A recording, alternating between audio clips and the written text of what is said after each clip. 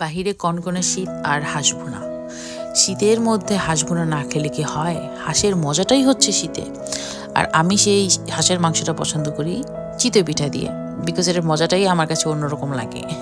আর সেই মজাদার হাঁসের ভুনার মাংস আজকে আপনাদের সাথে শেয়ার করছি আমি এখানে আমার যে হাঁসটা এখানে পাওয়া গেছে, এখানে হচ্ছে প্রায় 2 কেজি 200 গ্রামের মতো হাঁস। এখানে হাঁসটার নাড়ি বুড়ি বাদ দিয়ে হাঁসটার ওজন মেপে তারপরে এই হাঁসগুলো সেল করা হয়। তো এখানে প্রায় 2 কেজি 100 গ্রামের মতো হাঁস আছে। হাঁস রান্না করতে যে মশলাগুলো আমি দিচ্ছি সেটা হচ্ছে, এখানে আছে 1.5 চা চামচের মতো মৌরি আছে, এখানে আছে 1.5 চা চামচের মতো জিরা, এখানে হচ্ছে 2 চা চামচের মতো ধনিয়া। এই মৌরিটাকে আপনারা মিষ্টি জিরা নামেও চিনে থাকবেন। আর এটা হচ্ছে কয়েকটা এলাচ, অল্প কিছু আমি নামটা ভুলে যাচ্ছি, অল্প কিছু জয়ত্রী, আর জয়ফল, খুবই ছোট, খুবই অল্প। এটা বলতে পারবো আমি একটা জয়ফলের 4 ভাগের 1 ভাগ আমি নিয়েছি, কারণ জয়ফলটা একটু স্ট্রং স্মেল আছে, এত বেশি দেওয়া উচিত না। আদা এবং রসুন আপনার মাংসের পরিমাণ অনুযায়ী। এটা হচ্ছে আমার মশলা, এটাকে আমি বেটে নিয়েছি।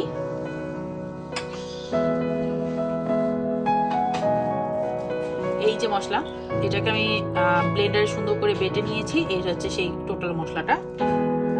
আরেকটা জিনিস দিচ্ছি, সেটা হচ্ছে এখানে বাদাম এবং লাল শুকনো মরিচকে আমি বেটে নিয়েছি। বাদাম হচ্ছে আমি 6-7টার মতো পেস্তা বাদাম ইউজ করেছি। পেস্তা বাদামটা অ্যাকচুয়ালি অন্য বাদামের থেকে অনেক বেশি টেস্টি হয় তরকারিতে, যে কোনো মাংসের তরকারিতে অ্যাড করলে। আপনাদের সাধ্য মতো যেই বাদাম আপনাদের কাছে অ্যাভেলেবেল আছে সেটা ইউজ করতে পারেন। একটু ভিজিয়ে রেখে নরম করে একটু কাঁচা শুকনো মরিচ আমি দিয়েছি বেটে, এর জন্য, কারণ আমার যে শুকনো মরিচটা আমি কাশ্মীরি চিলি ইউজ করি, এটার মধ্যে কোনো ঝাল থাকে না। প্রথমে আমি এই যে মাংসটা অ্যাড করে দিচ্ছি।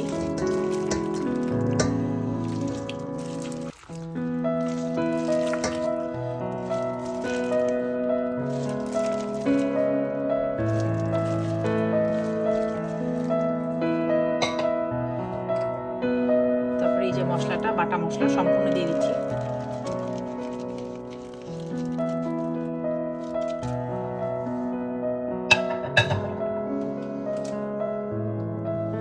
বাদাম বাটা,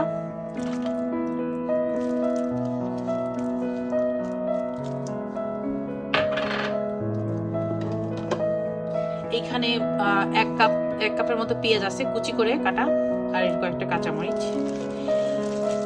হাঁসটা একটু ঝাল না হলে আমার কাছে ভালো লাগে না, তাই আমি একটু ঝাল করে বানাচ্ছি।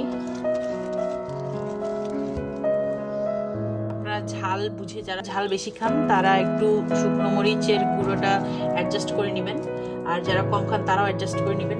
এটা নিজের স্বাদ অনুযায়ী। 1 চামচের মতো হলুদ গুঁড়া আর একটু দিয়ে দিই। 1 চামচের মতো মরিচ গুঁড়া। আমার এই মরিচ গুঁড়াতে কোনো ঝাল নেই, এটা কাশ্মীরি চিলি মরিচ। পরিমাণ মতো লবণ। আমি লবণটা সবসময় একটু কম দেই শুরুর দিকে, যদি লাগে তাহলে অ্যাড করি।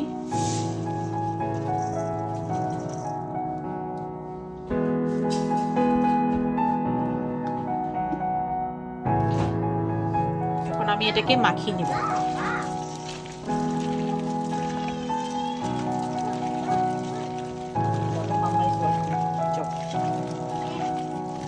তোমরা হাঁসের তেলে হাঁস রান্না করব, কোনো এক্সট্রা তেল ইউজ হবে না, কারণ হাঁসের চামড়াতে প্রচুর পরিমাণে তেল থাকে।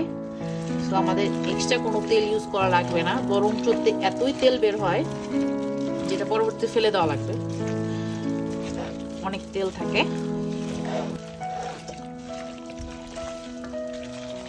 আমি সুন্দর করে মাখিয়ে নিচ্ছি।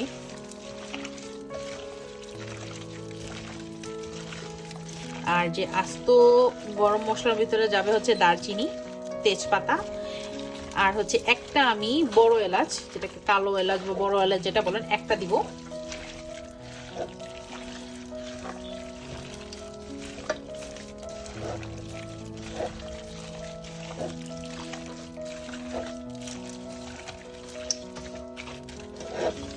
থেকে যত সুন্দর করে মশলাগুলোকে ভালো মতো মাখাবেন, মাখিয়ে মেক শিওর যে প্রত্যেকটা পিসে অ্যাকচুয়ালি মশলাগুলো ভালো মতো লাগে।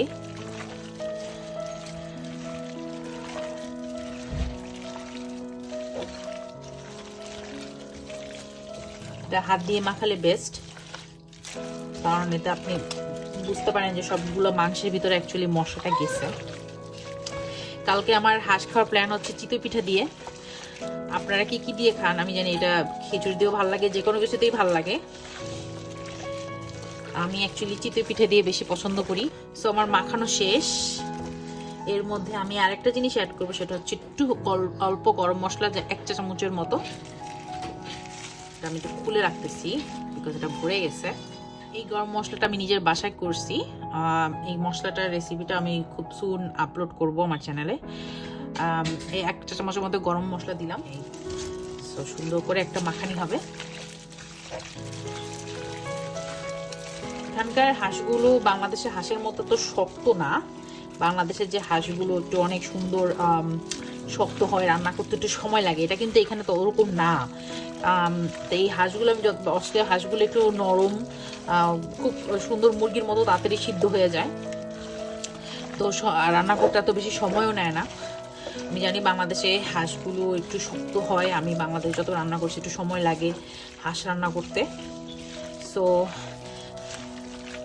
আপনারা যদি চান প্রেসার কুকারও রান্না করতে পারেন, জাস্ট একটু অর্ধেক সিদ্ধ করার পরে তারপরে আপনারা চুলায় চড়িয়ে দিতে পারেন, তাহলে আপনাদের সময়টা একটু বাঁচবে। ওকে, দ্যাটস ইট। আমার মাখানো শেষ, সুন্দর করে মাখানো হয়ে গেছে।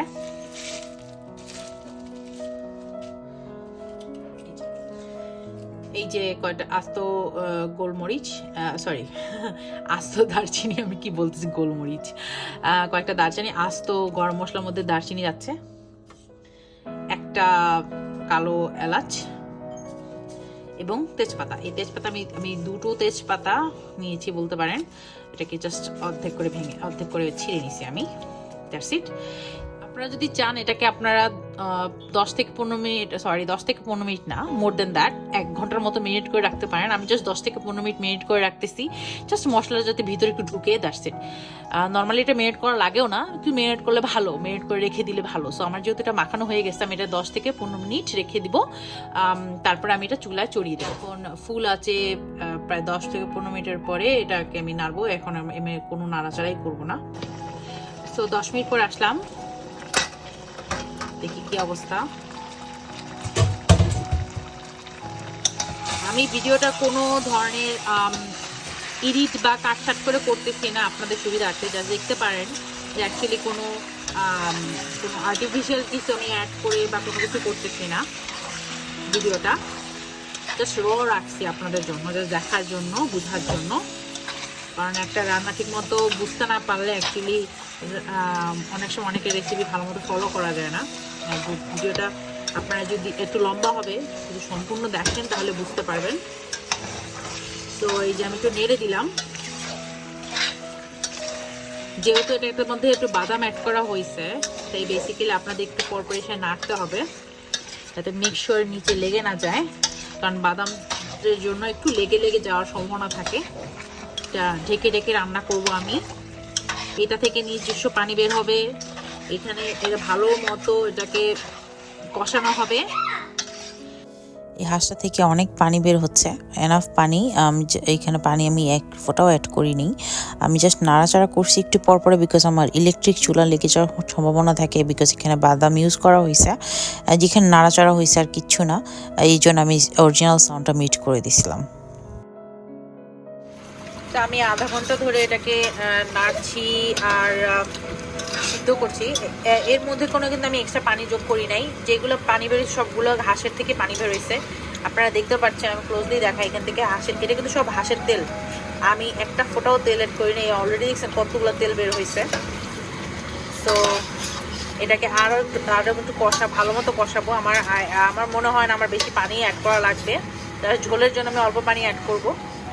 আলুটা সম্পূর্ণ অপশনাল, সম্পূর্ণ এটা না দেওয়াই ভালো, কিন্তু যাদের বাচ্চারা আলু খায় তারা দিতে পারেন। যেমন আমার বাচ্চা আলু পছন্দ করে, আমার ছেলে আমার মেয়ে দুজনে খুব সুন্দর আলু পছন্দ করে, এর জন্য দেওয়া। এখন আমি ঝোলের পানিটা দিয়ে দিচ্ছি। That's it. একটু ঝোল রাখবো আমি, যেহেতু চিতই পিঠে দিয়ে খাওয়া হবে।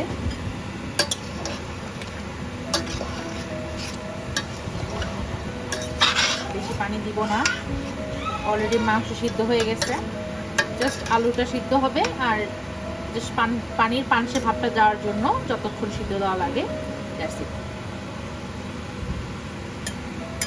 এটা এখন সিদ্ধ হবে।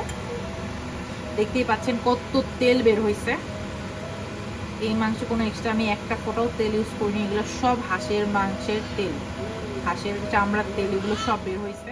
হাঁসটা আমি মিডিয়াম হাই হিটে 10 মিনিটের জন্য ঢেকে রান্না করব, জাস্ট আলুটা সিদ্ধ হওয়ার জন্য। হাঁস রান্না আমার একদম শেষ। এটা হচ্ছে আমার হাঁসের ফাইনাল লুক। রান্না করতে আমার বেশি সময় লাগে নাই, বিকজ হাঁসটা এখানকার হাঁসগুলো অনেক নরম হয়, মুরগির মতো। তো আমার রেসিপিটা যদি ভালো লেগে থাকে একটা লাইক করবেন, কমেন্ট করে জানাবেন, আর ওয়ালে শেয়ার করে রাখেন। যখন শীতকালে আপনারা রান্না করবেন আমার রেসিপিটা একবার হলেও ট্রাই করে দেখবেন। আশা করি আপনাদের কাছে অনেক ভালো লাগবে। বাহিরে এত টাকা খরচ না করে বাসায় সবাইকে নিয়ে এনজয় করার মজাই আলাদা। সবাই ভালো থাকবেন, সুস্থ থাকবেন, আমার বাচ্চাদের জন্য দোয়া করবেন। আল্লাহ হাফেজ।